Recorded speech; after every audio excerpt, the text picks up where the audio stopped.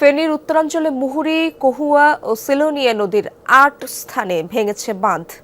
গতকাল সন্ধ্যা থেকে ভাঙন শুরু হয়। পানি উন্নয়ন বোর্ডের কর্মকর্তারা জানান, কোথাও কোথাও নদীর পানি বেড়িবাঁধের উপর দিয়ে প্রবাহিত হচ্ছে।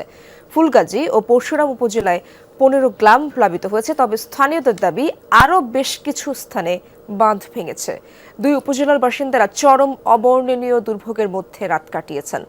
রাতেই আশ্রয় কেন্দ্রে উঠেছেন অনেকে। জেলা প্রশাসক জানান, এরই মধ্যে ১৩১টি আশ্রয় কেন্দ্র খোলা হয়েছে। এদিকে ফুলগাজীতে দেড়পাড়া, শ্রীপুর, মুন্সিরহাট, বড়ইয়া, নীলক্ষী সহ ১০টি গ্রাম নিম্নাঞ্চলে তলিয়েছে। দোকানপাট, ঘরবাড়ি পানিতে নিমজ্জিত রয়েছে। পরশুরাম উপজেলার উত্তর ধনিকুণ্ডা, মধ্যম ধনিকুণ্ডা, রামপুর, দুর্গাপুর, রতনপুর প্লাবিত হয়েছে।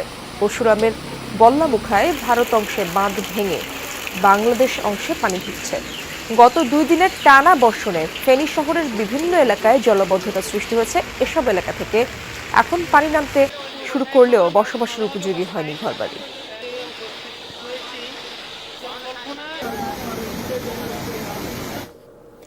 দর্শক, এ বিষয়ে আরো জানবো। ফেনী থেকে যুক্ত হচ্ছেন আমার সহকর্মী আরিফুর রহমান। আরিফ, সেখানকার অবস্থা জানাবেন। নতুন কোন স্থানে কি বাঁধ ভেঙেছে কিনা, বাসিন্দাদের রক্ষায় কি কি ব্যবস্থা নিয়েছে প্রশাসন?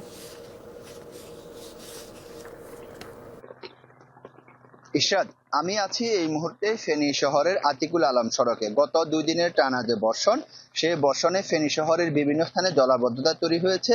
ফেনী শহরের ডাক্তারপাড়া, মাস্টারপাড়া, উকিলপাড়া, একাডেমি, আতিকুল আলম সড়ক সহ সব শহরে মূলত পানি উঠে যায়। পানি উঠে যাওয়ার পরে এখানকার যে সকল নিচু ঘরগুলো আছে, বাসিন্দারা আছে, তারা কিন্তু অবর্ণনীয় দুর্ভোগের মধ্যে পড়তে হয়েছে। গত রাতটি ছিল তাদের জন্য একটি দুর্ভোগের রাত।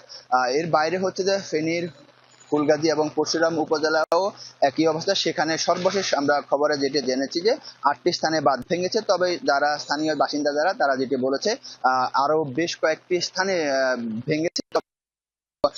এটি হচ্ছে যে পানি উন্নয়ন বোর্ডের নির্বাহী প্রকৌশলী সে তথ্য হয়তো দিতে পারেনি, এবং এটি তারা বাসিন্দারা বলছে। তবে তাদের রাতটিও ছিল একটি দুর্ভোগের রাত। কারণ হচ্ছে যে এর আগে ২০২৪ সালে যে ভয়াবহ যে বন্যা হয়েছে, সে বন্যায় এখানকার মানুষের অনেক জীবন এবং হচ্ছে মানুষের ফসলের, মানুষের সম্পদের ক্ষয়ক্ষতি হয়েছে। এবারও যেটি এখন শুরু হয়েছে, আমরা এখন পর্যন্ত খবর নিয়ে যেটি জেনেছি যে ১৫টি গ্রাম প্লাবিত হয়েছে।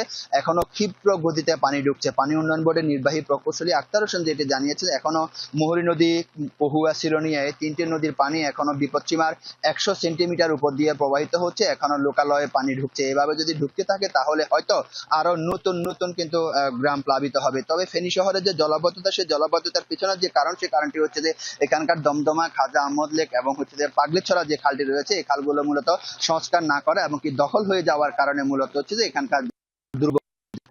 ইশরাত, ধন্যবাদ আপনাকে আরিফ।